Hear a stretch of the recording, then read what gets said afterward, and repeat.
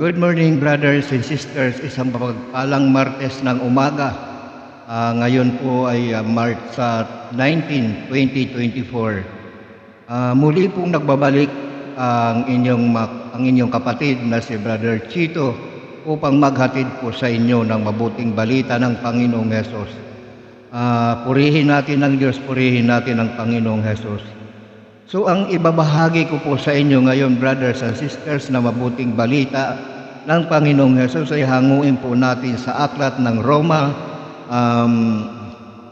chapter 4, verse 13 hanggang 25. So pakinggan po ninyo, brothers and sisters, anong oras man ninyo mapanood ang mabuting balitang ito.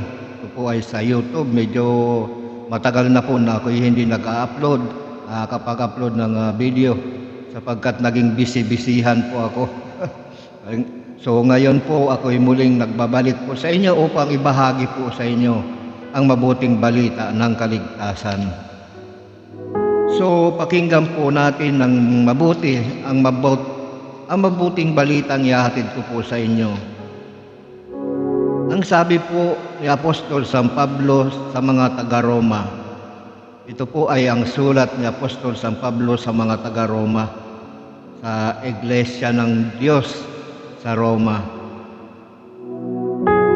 Ipinangako ng Diyos kay Abraham at sa kanyang lahi na mamanahin nila ang sanlibutan, hindi dahil sa pagsunod niya sa kautusan, kundi sa kanyang pananalig sa Diyos, at sa gayon siya'y pinawalang sala.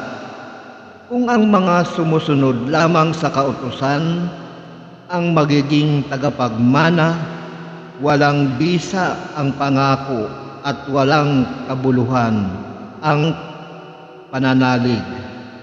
Ang kautusan ang naging sanhi ng pagkakasala, ng pagkapuot ng Diyos. Kung walang kautusan, wala ring paglabag. Kaya nga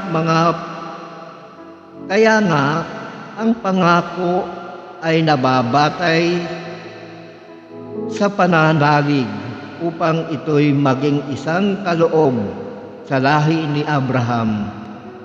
Hindi lamang sa mga sumusunod sa kautusan, kundi sa lahat ng nananalig sa Diyos.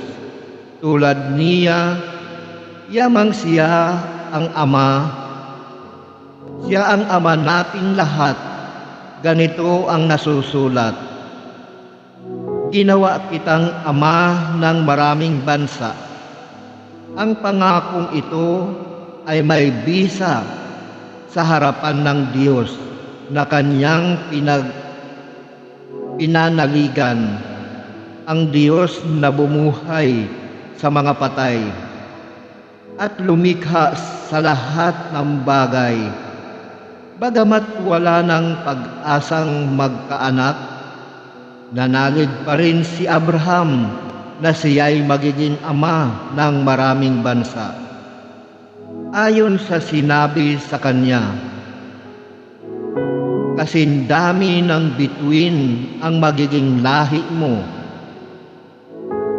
Mag-100 taon siya noon at uugod-ugod na ang asawa niyang si Sarah ay uugod-ugod na. Ang asawa naman niya si Sarah ay baog, gayon may hindi nang hina ang kanyang pananalig. Hindi siya nag-alinlangan sa pangako ng Diyos, kundi lalo siyang tumibay sa pananalig at pinuri niya.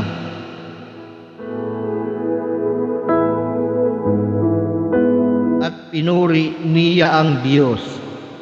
Lubos siyang nanalig na matutupad ng Diyos ang kanyang pangako.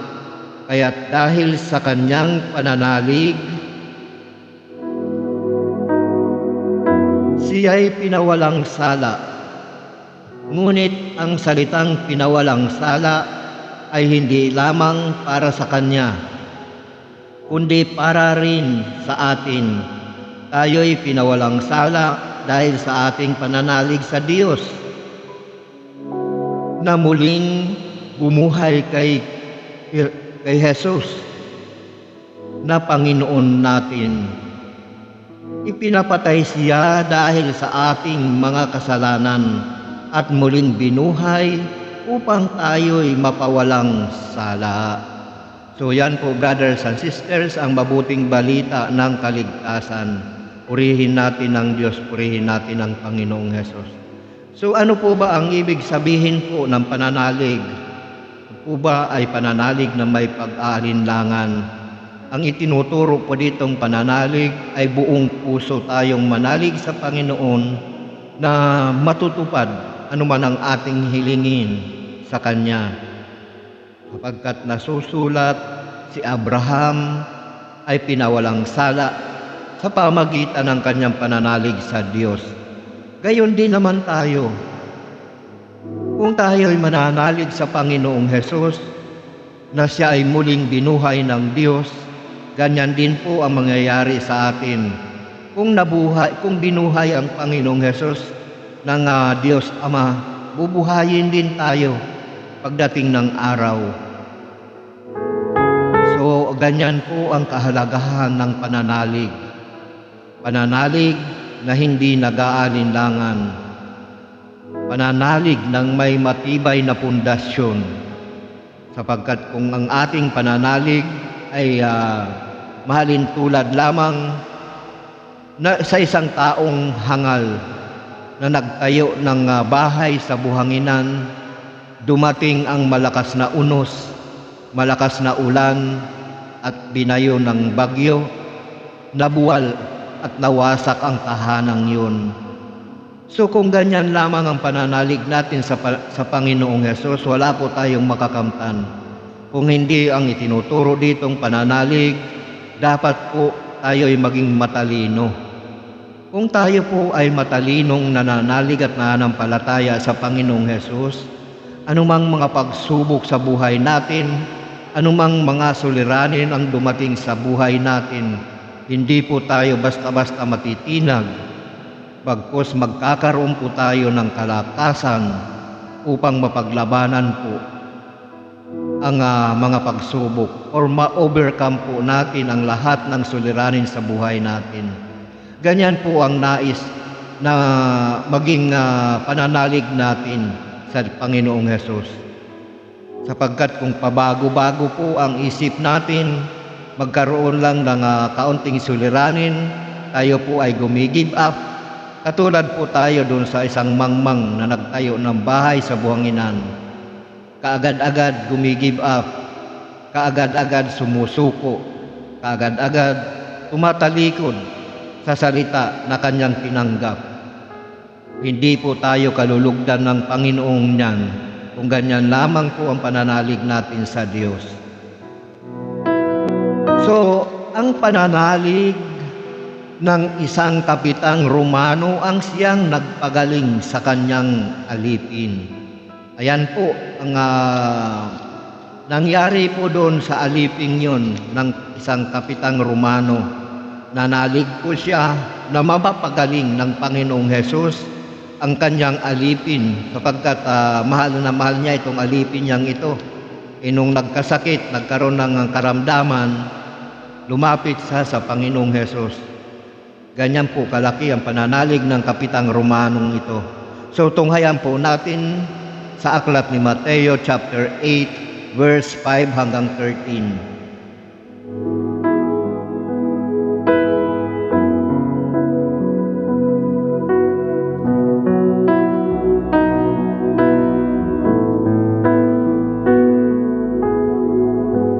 Pakinggan po natin kung gaano kalaki ang pananalig ng isang kapitan ng Romano. Pagpasok ni Jesus sa Capernaum, lumapit ang isang kapitang Romano at nakiusap sa kanya, "Ginoo, ang alipin ko po'y naparalyze." Ayan po, naparalyze, naparalisa. Siya'y nararatay sa amin at lubhang nahihirapan.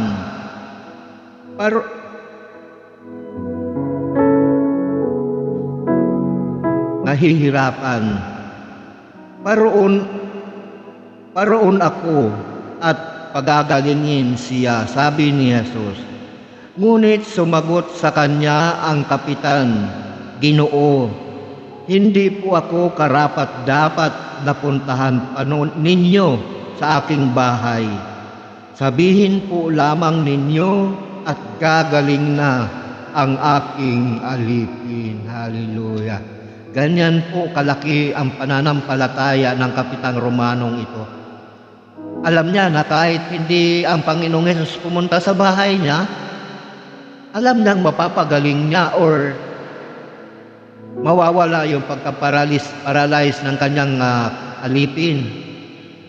Kaya ang sabi niya, Ginoo, hindi po ako karapat-dapat na puntahan pa ninyo sa aking bahay. Sabihin po lamang ninyo at gagaling na ang aking alipin. Ayan po yung pananalig na may kasamang pagpapakumbaba.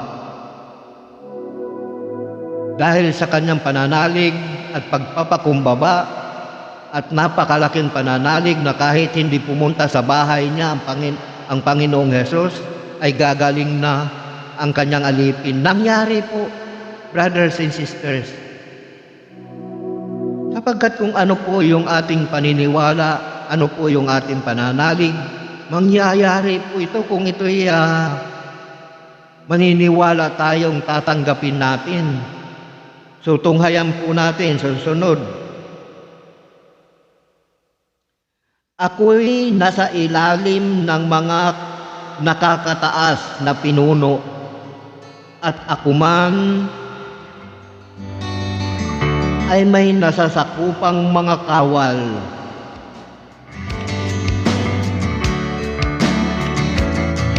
Kung sabihin ko sa isa, humayo ka, siya'y humahayo. At sa iba, halika, siya'y lumalapit. At sa aking alipin, gawin mo ito at ginagawa niya. Namangha si Jesus nang marinig ito at sinabi niya sa mga taong sumusunod sa kanya, sinasabi ko sa inyo na hindi ako nakatagpo kahit sa Israel ng ganito kalaking pananalig. Tandaan ninyo, marami ang darating buhat sa silangan at kanluran at dudulog sa hapag na kasalo ni na Abraham, Isaac at Jacob sa kaharian ng langit. Ngunit marami sa lipi ni Israel ang itatapon sa kadiliman sa labas. Dooy mananangis sila at magngangalit ang kanilang ngipin. At sinabi ni Jesus sa kapitan, umuwi na kayo, mangyayari ang hinihiling ninyo ayon sa inyong pananalig. Noon din gumaling ang alipin ng kapitan. Hallelujah. Purihin natin ang Diyos. Kita no yun? Nagsalita lang ang Panginoong Hesus, napakalayo noon. So malinaw po, brothers and sisters, na kung tayo po ay mananalig na nagmumula sa puso, mangyayari po ang ating inaasahan. Kung ito'y ating tatanggapin, umaasa tayo, mananalig tayo na ito'y tatanggapin at ipagkakaloob sa atin ng Panginoong Diyos Ama at ng Diyos Anak. Yan po ang nais na pananalig, ang nais ng Panginoong Hesus na taglayin natin, na pananalig natin sa Diyos. Hindi lamang po pananalig na sabihin lang natin wala naman, kailangan may pananalig, may kasamang gawa. Ang gawa po dito ay magtiwala tayo na mangyayari yung ating hinihiling. Mangyayari yung ating minimithi. Ganyan po ang nais ng Diyos na pananalig ang kailangan nating taglayin sa buhay natin. So, maliwanag po. Ang sabi ng Panginoong Hesus, umuwi na kayo, mangyayari ang hinihiling ninyo ayon sa inyong pananalig. Noon din gumaling ang alipin ng kapitan. Mangyayari. Ano man ang ating hilingin sa Diyos, kung may kasamang pananalig at magtitiwala tayo na ito'y magaganap sa buhay natin. So ayan po mga brothers and sisters. Ang pananalig din ng isang Kananea or Hintel ang nagpagaling sa kanyang anak na babae na inalihan ng demonyo. Kita niyo yan, no? Inalihan ng demonyo. At yung isa naman, paralyzed. Paralyzed meaning patay yung katawan. So, tunghayan po natin sa aklat ni Mateo pa rin, chapter 15, verse 21 hanggang 28. Unknown, we've been so far, we've sworn at the moon, and we've carried 1,000,000 stars. My love, still true. Pakinggan po natin, brothers and sisters, kung ano ang nagpagaling or nagpalayas dito sa anak ng isang taga-Kanaan or Kanania, sa kanyang anak na babae na inaalihan ng masamang espiritu. Pakinggan po natin. Umalis doon si Jesus at nagpunta sa lupaing malapit sa Tiro at Sidon. Lumapit sa kanya ang isang Kananyang naninirahan doon at malakas na sinabi, Panginoon, anak ni David, mahabag po kayo sa akin. Ang anak kong babae ay inaalihan ng demonyo at masyadong pinahihirapan. Ngunit gaputok may di sumagot si Jesus at lumapit ang kanyang mga alagad at sinabi sa kanya, pagbigyan na nga po ninyo, at nang umalis siya, nag-iingay at sunod-sunod sa atin. Sumagot si Jesus, sa mga tupang naliligaw ng sambahayan ng Israel lamang ako sinugo. Ngunit lumapit sa kanya ang babae. Lumuhod sa harapan at ang sabi, tulungan po ninyo ako, Panginoon. Sumagot si Jesus, hindi dapat kainin ang pagkain ng mga anak upang ihagis sa mga tuta. Tunay nga po, Panginoon, tugon ng babae. Ngunit ang mga tuta man ay nagsisikain ng mumong nalalaglag sa hapag ng kanilang Panginoon. Kaya't sinabi sa kanya ni Jesus, napakalaki ng iyong pananalig, mangyayari ang hinihiling mo, at nooy din gumaling ang kanyang anak. Hallelujah. Tingnan niyo po, brothers and sisters, dahil sa pananalig niya sa Panginoong Hesus, gumaling ang kanyang anak na babae na inaalihan ng demonyo. Ganyan po tayo dapat maging mindset natin pagdating sa pananalig sa Panginoon. Hindi yung hiniling natin, kapag hindi pinagkaloob, gi-give up na kaagad tayo. Hindi yata ako mahal ng Panginoon, bakit hindi dininig ang aking kahilingan? Nagkakamali po tayo, brothers and sisters. Na andun po ang pagsubok. Kung talagang nilanais natin na makamtan natin ang ating kahilingan. Don't give up. Magpatuloy tayo, umasa tayo, manalig tayo na ipagkakaloob sa atin ng Panginoong Diyos Ama at ng Diyos Anak. At tulad po nitong babaeng Kananya,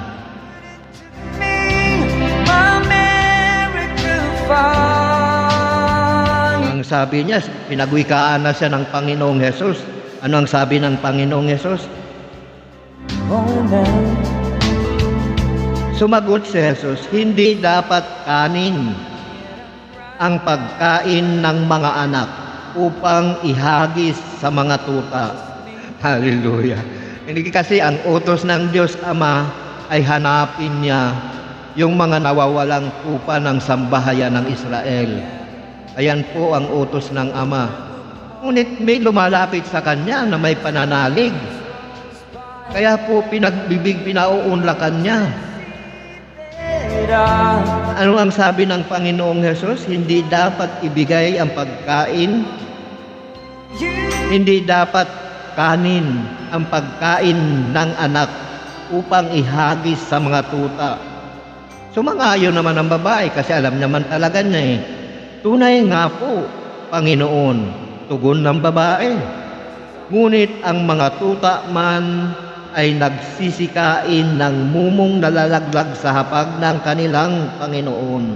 Ayan po ang laki ng pananalig na sinabi niya doon ng babaeng ito na Kananya.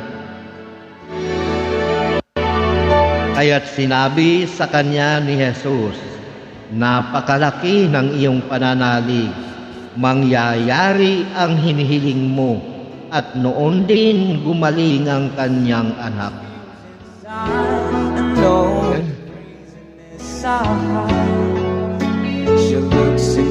Ganyan po tayo. Kung meron tayong kahilingan, huwag tayong mag-alinlangan at ito'y ipagkakaloob sa atin. Just takes me as I am.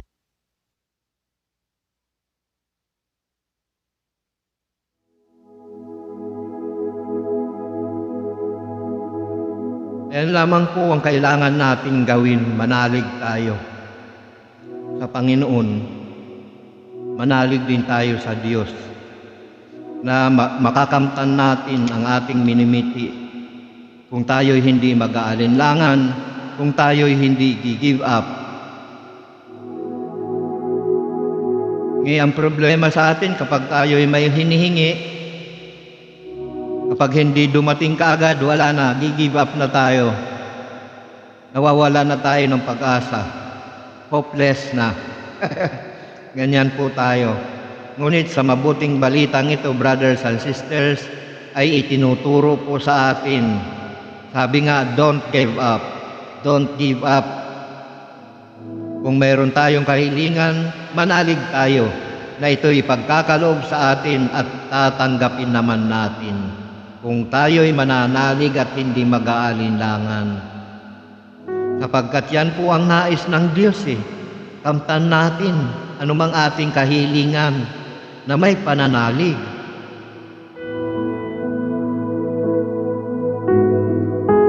Isang araw pa lang, hindi binigay yung kahilingan, gumigib up na tayo Nawawala na tayo kagad ng pag-asa Isang araw pa lang yun.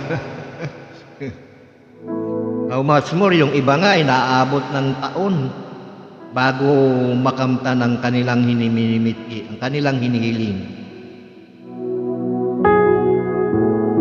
Dapat kung tayo'y mananalig sa Panginoong Hesus, manalig tayo na ito'y matatanggap nga natin, magtiwala tayo sa Kanya ng buong puso. Hindi yung mag-aalinlangan po tayo sapagkat ang nag-aalinlangan, wala pong makakamtan. Pinagaling din ang dahilan, pananalig din ang dahilan kung kaya't tinatawad at pinagaling ang isang paralitiko. Ayan po. So tingnan po natin sa aklat ni Lucas chapter 5, 17 hanggang 26.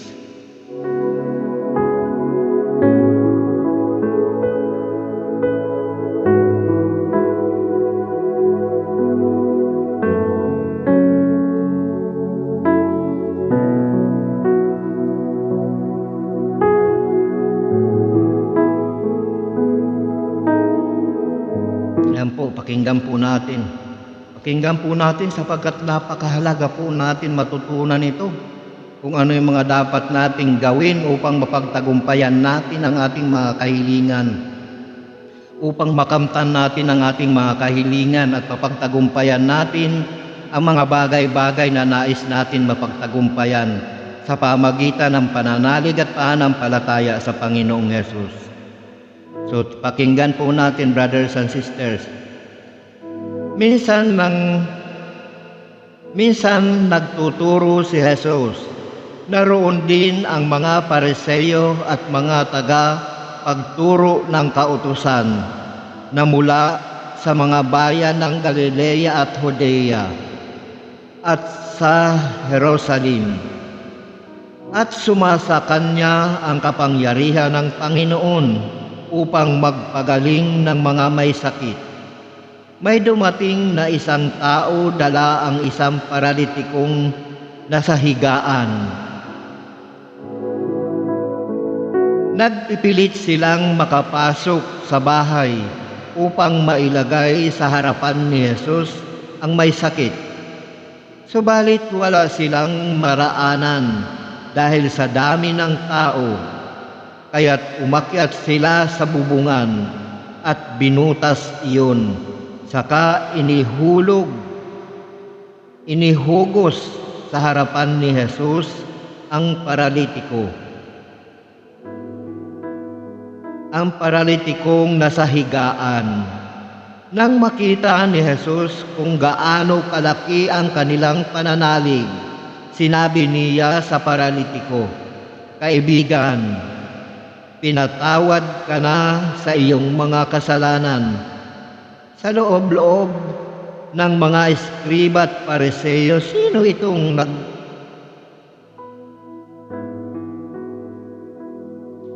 nagsasalita ng kalapastanganan sa Diyos?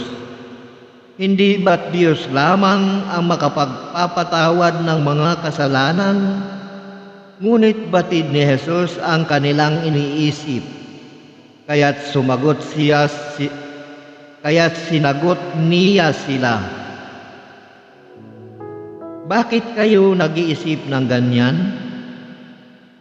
Alin ba ang lalong madali? Ang sabihin sa paralitiko, 'Pinatawad ka na sa iyong mga kasalanan,' o ang sabihin, 'Tumindig ka at lumakad ka'? Patutunayan ko sa inyo na ang Anak ng Tao ay may kapangyarihan dito sa lupa na magpatawad ng mga kasalanan." At sinabi niya sa paralitiko, "Iniuutos ko, tumindig ka, dalhin mo ang iyong higaan at umuwi ka." Pagdakay tumindig ang tao sa harapan ng lahat, binuhat ang kanyang higaan at umuwing nagpupuri sa Diyos. Nang gilalas sila at tigib ng takot na nagpupuri sa Diyos, nakakita kami ngayon ng mga kahangahangang bagay, wika nila. Ayan po, ganyan din po kalaki ang pananalig at pananampalataya. Wala po silang madadaanan kung hindi umakyat sila sa bubungan at binutas po iyon upang nang sa ganon mahibaba yung paralitiko na pagagalingin. Nangyari ang kanilang minimithi, sapagkat kung sila ay nag-alinlangan at nawala ng pag-asa, hindi mangyayari yung nais nila. Kasi ang mangyayari doon, uuwi sila.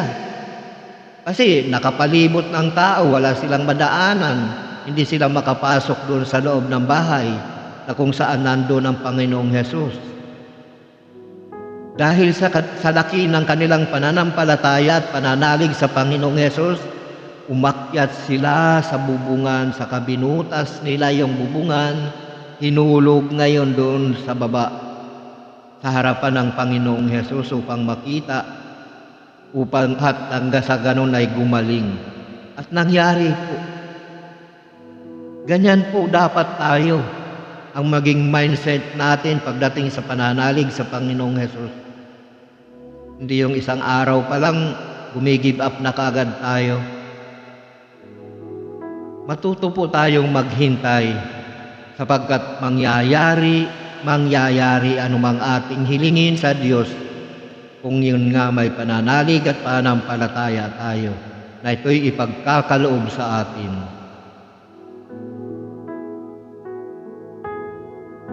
Pananampalataya po, pananalig po na mula sa puso. Yung hindi pa bago-bago.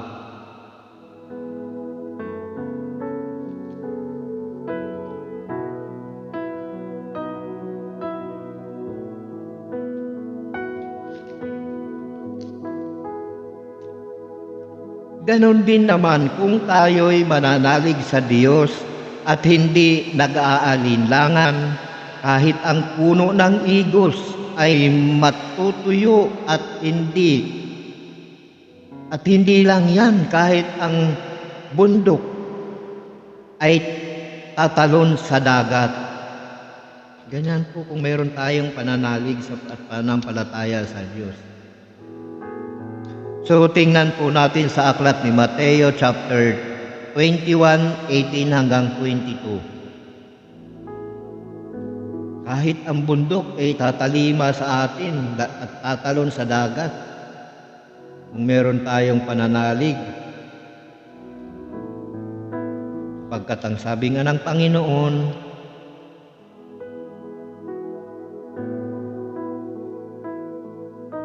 kung tayo may pananalig, ay magagawa rin natin ang kanyang ginagawa.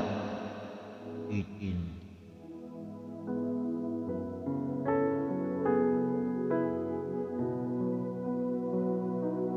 Ayan po, ang sabi po ng Panginoong Hesus. Sabi po dito, kinaumagahan habang pabalik si Hesus sa lungsod, siya'y nagutom. Nakakita siya ng isang puno ng igos sa tabi ng daan at nilapitan ito, ngunit wala siyang natagpuan kundi mga dahon. Kaya't sinabi niya sa puno ng igos, hindi ka na mamumunga kailanman, at pagdakay na tuyo ito. Nakita ito ng mga alagad at namangha sila. Panginoon, ay paanong natuyo agad ang puno ng igos? Tanong nila. Sumagot si Jesus, tandaan ninyo ito, kung nananalig kayo sa Diyos at hindi nag-aalinlangan, magagawa rin ninyo ang ginawa ko sa puno ng igos na ito. Hindi lamang iyan. Kung sabihin ninyo sa bundok na ito, umalis ka riyan, tumalon ka sa dagat, mangyayari ang inyong sinabi. At anumang hingiin ninyo sa panalangin, ay tatanggapin ninyo kung nananalig kayo. Ayun po, anumang hilingin natin ay tatanggapin natin kung nananalig tayo, na ito'y matatanggap pa natin. Pero kung nag-aalinlangan tayo, wala po tayong matatanggap, sapagkat hindi po ganyan ang pananalig na tunay. Ang pananalig na tunay at totoo ay naghihintay ng tamang panahon, sapagkat ipagkakaloob sa atin ng Diyos anuman ang hilingin natin kung tayo ay may pananalig at pananampalataya, sapagkat napaparangalan ang Ama.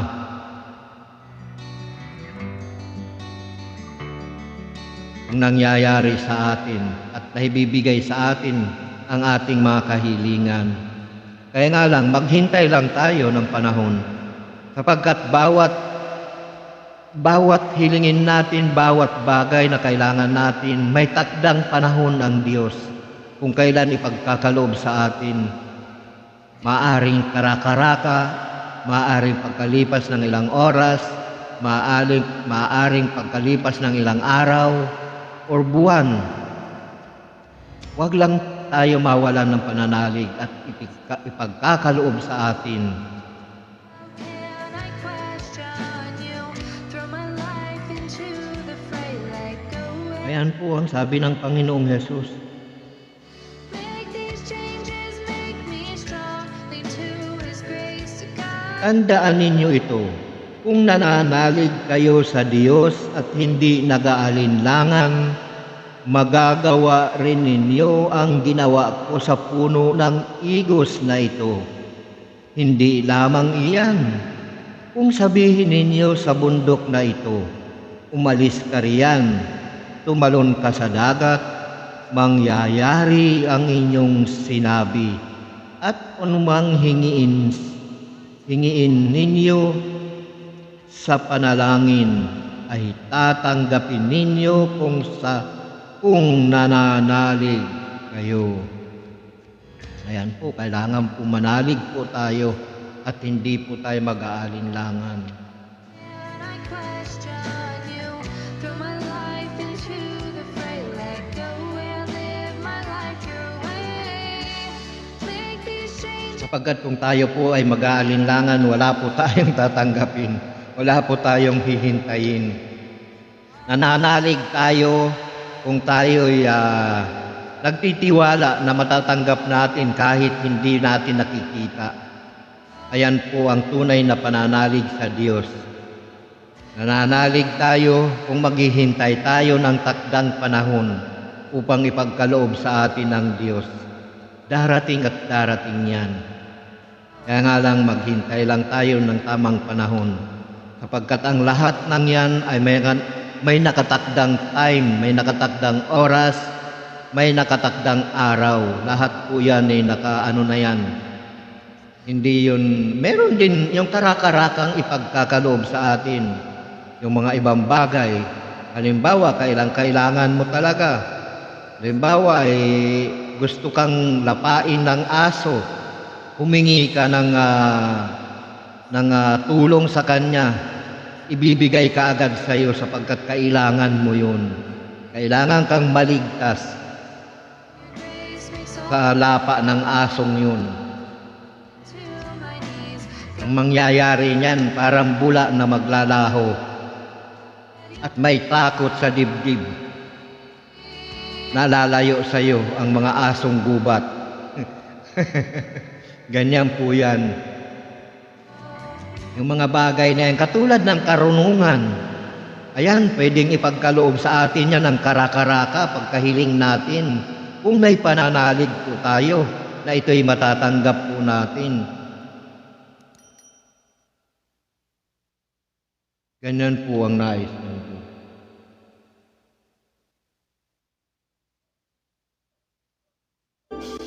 When I feel like I was gone.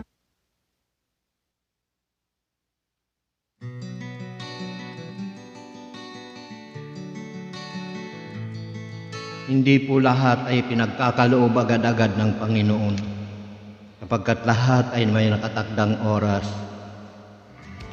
Maliban lang doon sa kailangan mo talaga. Halimbawa, nasa panganib ka.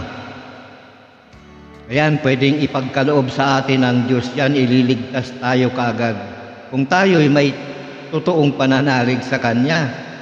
Iba ka naman, kaya lang natin siya nabanggit dahil kailangan natin siya. Di ba? Hindi talaga sa atin ipagkakaloob yan. Mababanggit, maalala mo lang siya dahil kailangan mo siya. So hindi kaagad-agad ipagkakaloob yan. Kailangan muna natin manalig sa Kanya. Kapag meron na tayong pananalig at pananampalataya, matibay na pananalig sa Kanya, pwedeng ipagkaloob sa atin yan.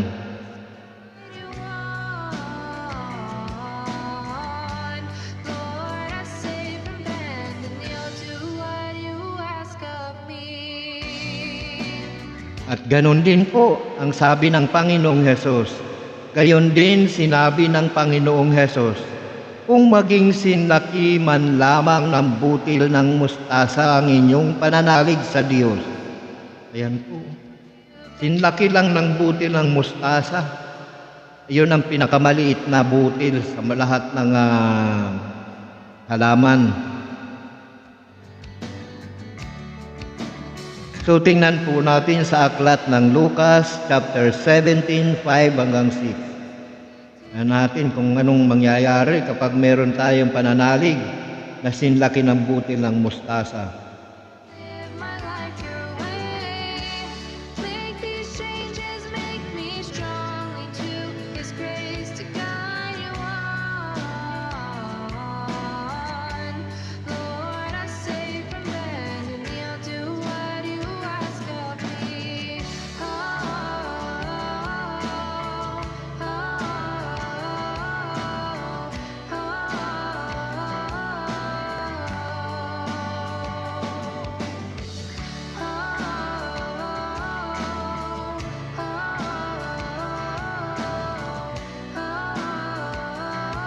Pakinggan po natin, brothers and sisters. Ang sabi po ng Panginoong Yesus, sinabi ng mga apostol sa Panginoon, dagdagan po ninyo ang aming pananalig sa Diyos. Tumugon ang Panginoon, kung maging sinlaki man lamang ng butil ng mustasa ang inyong pananalig sa Diyos.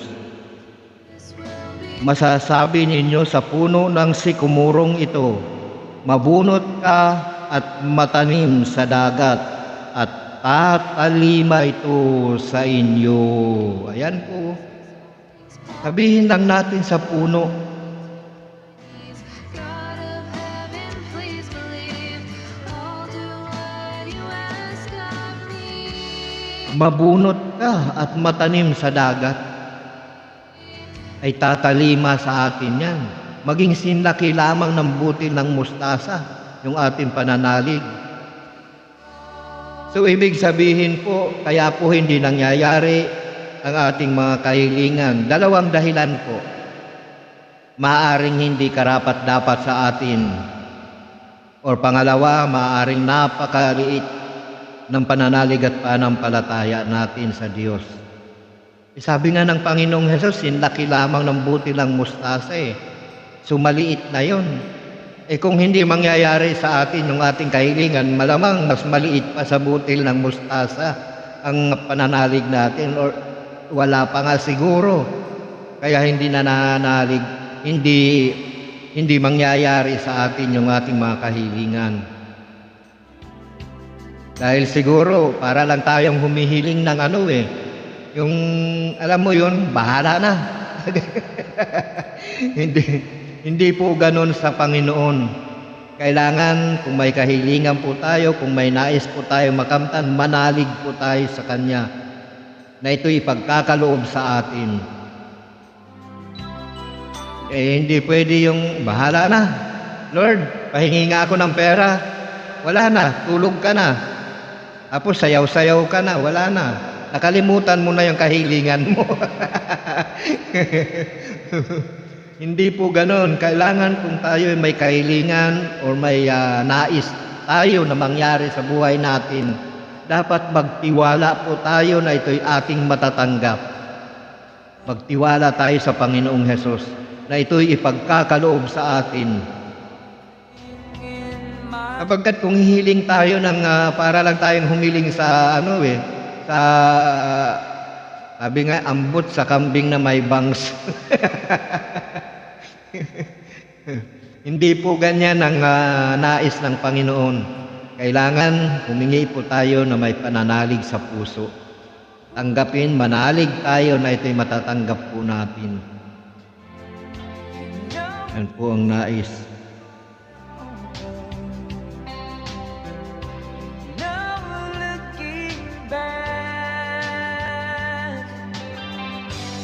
Kaya nga sabi, kaya kung tayo'y may pananalig sa Diyos, narito ang paalala sa atin ng Panginoon. Basahin po natin sa aklat ni Lucas chapter 12, 22 hanggang 31.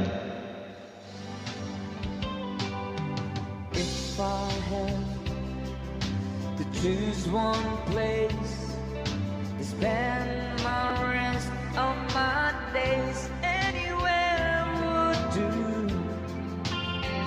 long as it's Sabi po, at sinabi ni Jesus sa kanyang mga alagad, kaya't sinasabi ko sa inyo, huwag kayong mabagabag tungkol sa pagkain na kailangan upang mabuhay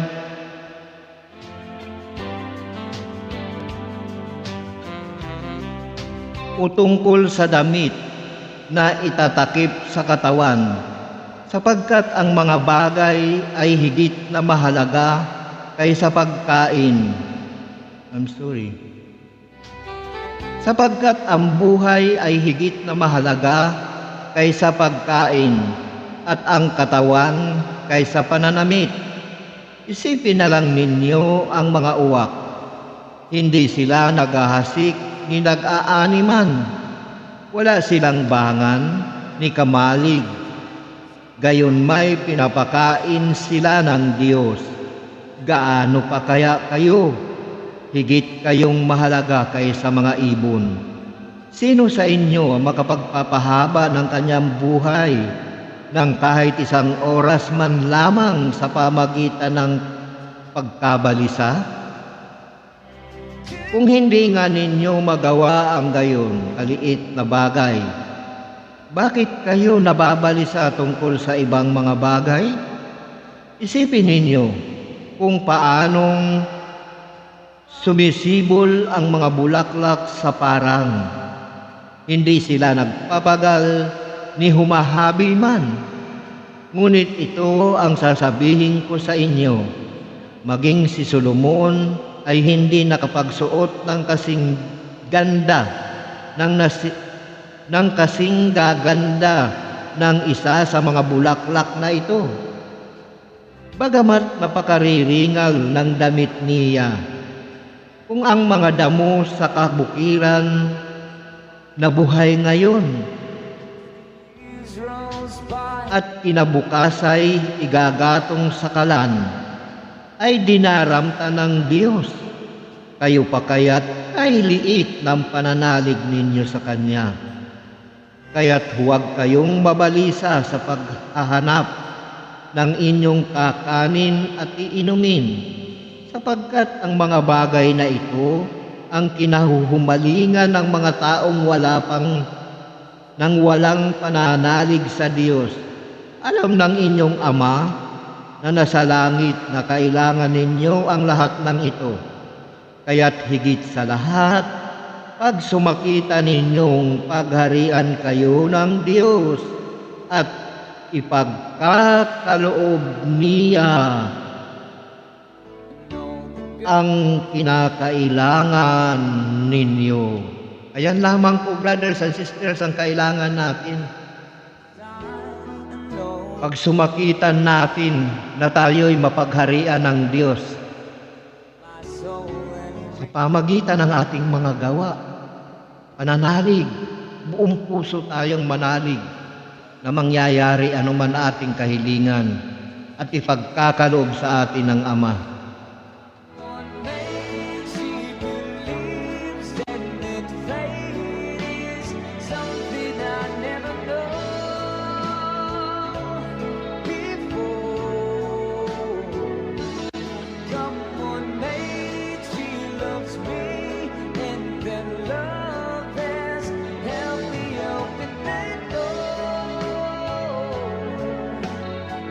Gayon din naman ang sinabi ng Panginoon na kung tayo'y mananalig sa Kanya, kahit tayo'y mamatay ay muling mabubuhay.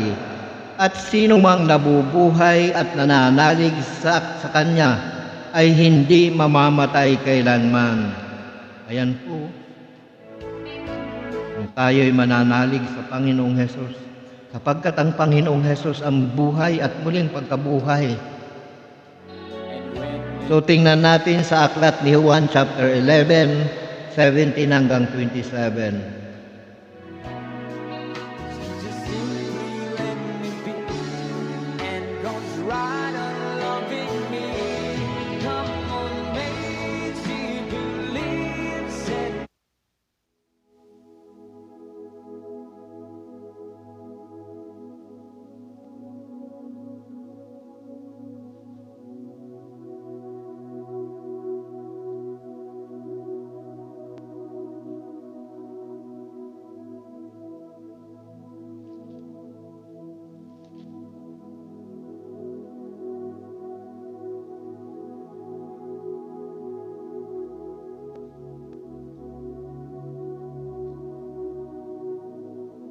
Ayan po, pakinggan po natin.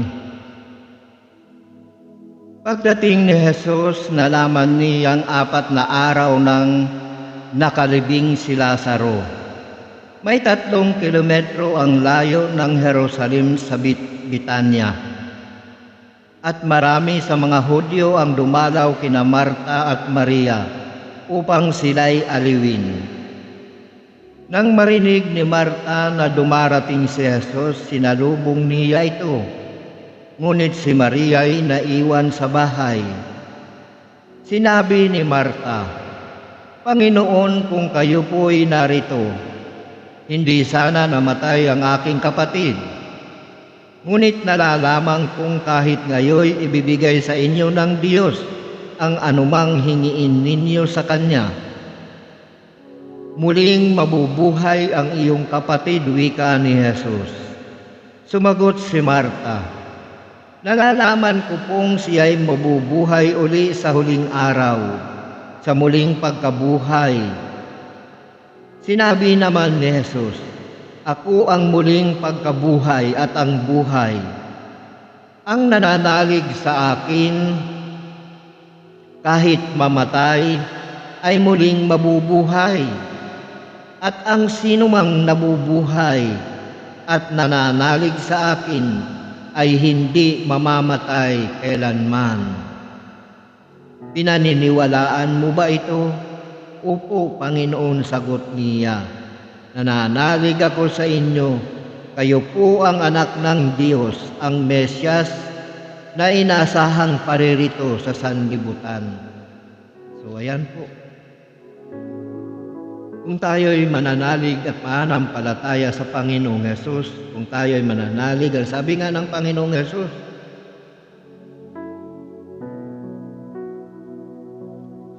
"Ako ang muling pagkabuhay at ang buhay. Ang nananalig sa akin kahit mamatay ay muling mabubuhay. At sino mang nananalig at sino mang nabubuhay at nananalig sa akin ay hindi mamamatay kailanman." Ayan po. Ang sino mang nananalig na nabubuhay ay hindi mamamatay kailanman. Ayan ang dapat nating paniwalaan na katotohanan kung tayo may pananalig sa Panginoong Hesus. Sapagkat siya ang muling pagkabuhay at siya rin ang buhay. Dahil sa kanyang muling pagkabuhay, tayo din ay binuhay ng Ama. Binuhay din tayo ng Diyos. Kaya nga, dapat hindi na tayo manatiling tayo'y patay. Buhay na tayo eh. Pinalaya na tayo sa kamatayan. Kaya dapat, kung tayo'y talagang binuhay na ng Panginoong Hesus, sa pamagitan ng Panginoong Hesus, dapat ang mga gawa natin ay katulad ng mga ginagawa ng Panginoon. Sapagkat muli tayong namatay tayo nung pagkamatay ng Panginoong Hesus. Nang muling buhayin ng Panginoong Hesus ng Ama, kasama tayong muling binuhay. Sa pamagitan dapat ng paikipag-isa sa Panginoong Hesus. Pananalig sa Kanya na tayo'y may buhay, may muling pagkabuhay. Kung mag-aalinlangan tayo, hindi nga tayo magkakamit noon. Kapagkat ang nais ng Panginoong Hesus, huwag tayong mag-aalinlangan, manalig tayo sa Kanya. Yan po ang sabi niya.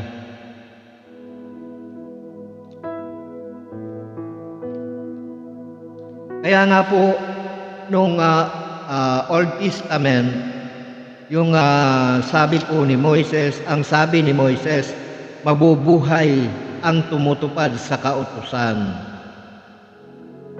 at pagpapawalang sala dahil sa pananalig. Ayan po, magkaiba po yun eh. Ayun po ang pagkakaiba noon sa kautusan at sa yung pananalig.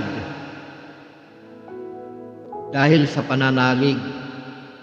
Kasi nung panahon, tuparin lang natin, sundin natin yung mga utos noon, mabubuhay tayo.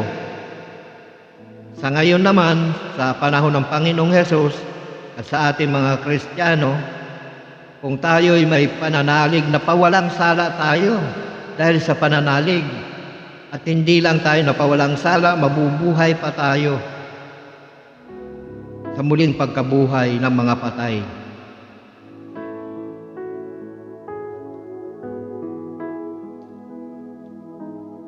So tingnan po natin sa aklat ng Roma chapter 10 verse 5 hanggang 11.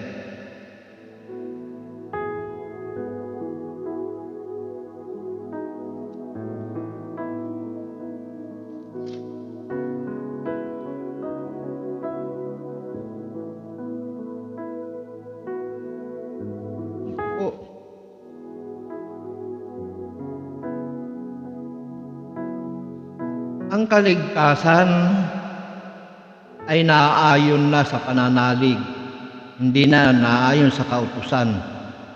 Pananalig sa Panginoong Hesus. Kasi noon mabubuhay ang tao dahil sa pagsunod sa kautusan. Ngayon naman, mabubuhay tayo at magkakaroon ng buhay na walang hanggan sa pananalig at pananampalataya sa Panginoon. So pakinggan po natin dito sa aklat ng Roma. Narito po ang sulat ni Apostol San Pablo sa mga taga-Roma.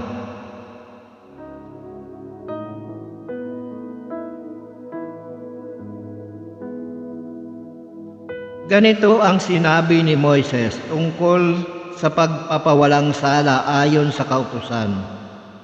Mabubuhay ang tumutupad sa kautusan.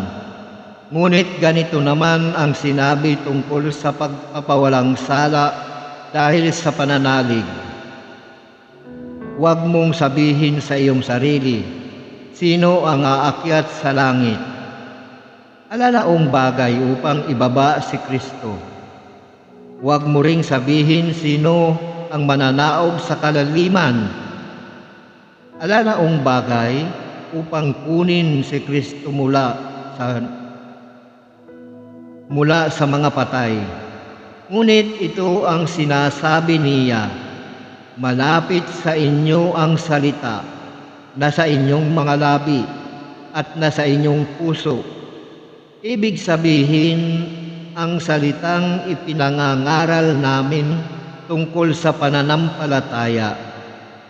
Kung ipapahayag ng inyong mga labi na si Jesus ay Panginoon at mananalig ka ng buong puso na siya ay muling binuhay ng Diyos, maliligtas ka. Ayan po. Doon po tayo maliligtas sa pananalig sa Panginoon.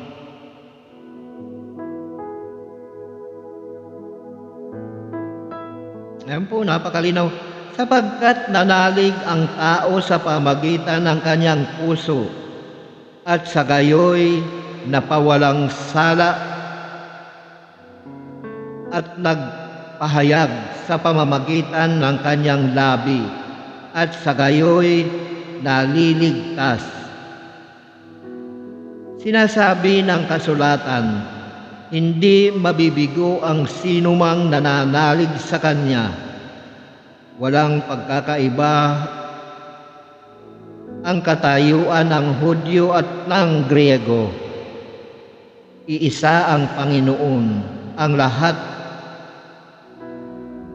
at Siya ang nagkakaloob ng kayamanan, ng Kanyang kayamanan sa lahat ng tumatawag sa Kanya. Sapagkat sinasabi sa kasulatan,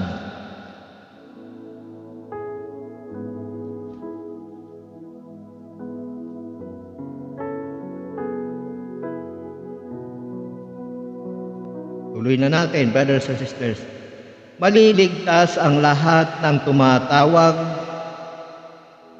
sa pangalan ng Panginoon. Ngunit paanong tatawagan ng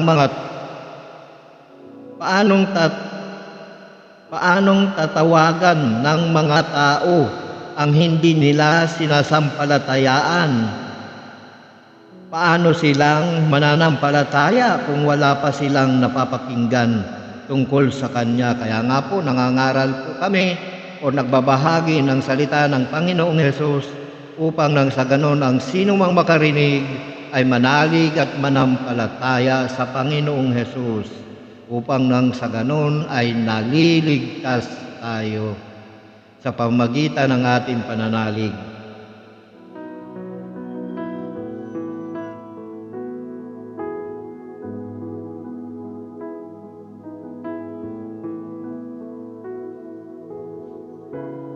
At paano makapangangaral ang sinuman kung hindi siya isinusugo ayon sa nasusulat o kay inam na makitang dumarating ang mga nagdadala ng mabuting balita. Ayan po, paano kami makapangangaral kung hindi kami sinusugo? So ganyan po, ayan po, napakalinaw po. At kung hindi siya isinusugo, ang sabi nga ni Apostol San Pablo dito ngunit paanong tatawagan ng mga tao ang hindi nila sinasampalatayaan? Paano sila mananampalataya kung wala pa silang napapakinggan tungkol sa Kanya? Paano naman silang makakapakinig kung walang nangangaral? Ayan po, paano sila makapakikinig kung walang nangangaral?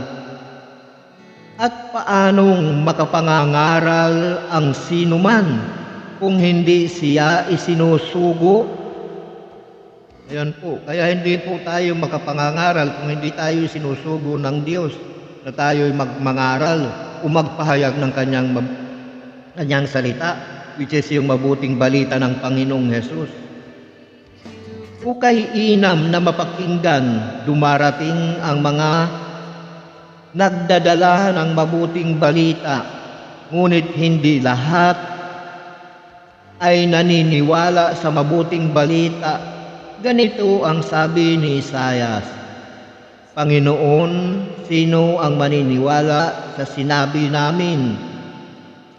Kaya't ang pananampalataya ay bunga ng pakikinig at makakapakinig lamang kung may nangangaral tungkol kay Kristo. Ngunit ang tanong ko'y hindi ba sila nakapakinig? Nakapakinig nga sila sapagkat abot sa lahat ng dako ang tinig at ang mga salita. Sila'y laganap sa sanlibutan. Ito pa ang isa kong tanong. Hindi ba nakaunawa ang bansang Israel? Noong pa'y sinagot na ito ni Moises, pangingimbuluhin kayo sa mga taong di naman isang bansa. Pagagalitin ko kayo laban sa isang bansang hangal. Buong tapang namang sinabi ni Isaias, natagpuan ako ng mga hindi nagsisihanap sa akin. Ako'y napakita sa mga hindi nagtatanong kung nasaan ako. Datapwat sinabi niya tungkol sa Israel, sa buong maghapon ako'y nananawagan sa inyo, bayang matigas ang ulo at mapaghimagsik. So ayan po, brothers and sisters, bayan na matigas ang ulo at mapaghimagsik, hindi marunong magbalik loob sa Diyos. Ganyan po. So sa pamamagitan ng pananalig pa rin, brothers and sisters, kaya ang lahat ng bagay ay mangyayari po sa atin sa pamagitan ng ating pananalig at pananampalataya. Sapagkat kung wala tayong pananampalataya, wala po tayong magagawa. I'll do what you ask of me.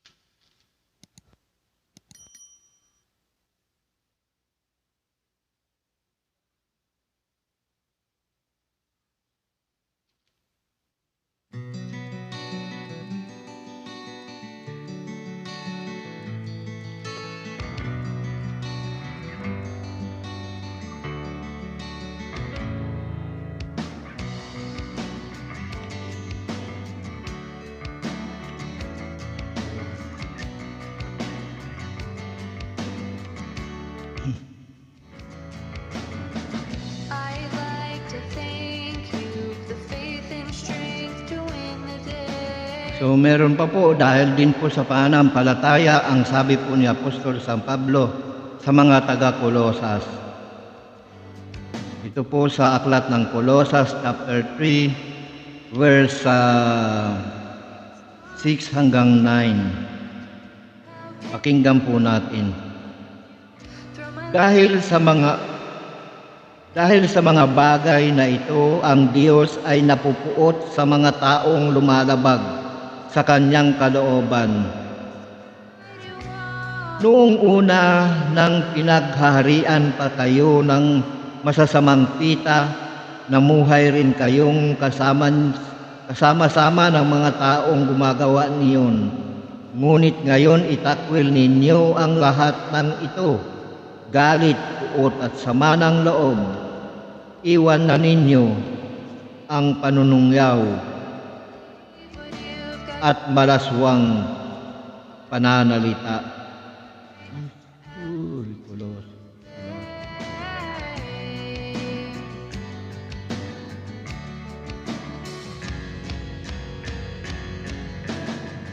It's not the hardest thing to do. How can I question you? Huwag kayong magsisinungaling sa isa't isa. Yamang hinubad na ninyo ang dating pagkatao, pati ng mga gawa nito, at nagbihis na ng bagong pagkatao. Patuloy itong nababago ayon sa larawan ng Diyos na lumikha sa inyo, upang maging ganap ang inyong kaalaman tungkol sa Kanya.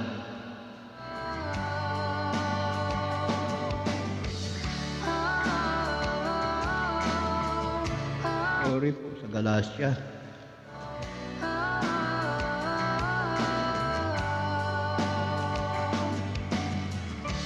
Lord, please visit as I pray. Make my dreams become the days.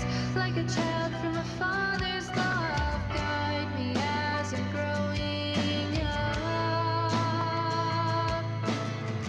It's not the hardest thing. I'll do this. Will be over soon.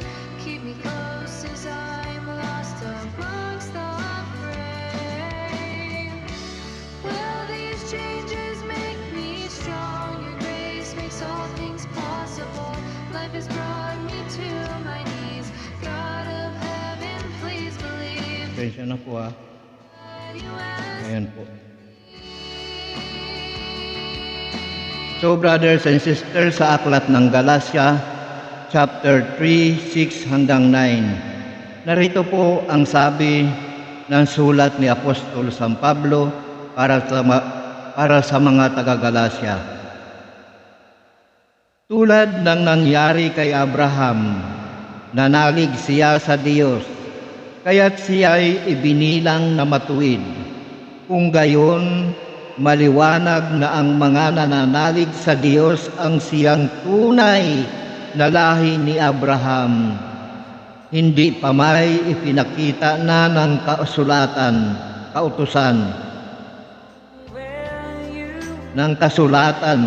na pawawalang sala ng Diyos ang mga hintel sa pamamagitan ng kanilang pananalig sa Kanya at ipinahayag na kay Abraham noon pa ang mabuting balita sa pamamagitan mo'y pagpapalain ng Diyos ang lahat ng bansa. My love still true.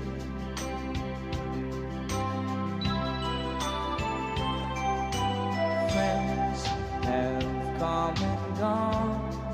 Nanalig sa Diyos si Abraham at siya'y pinagpala, kaya't pagpapalain din tulad niya ang lahat ng nananalig sa Diyos.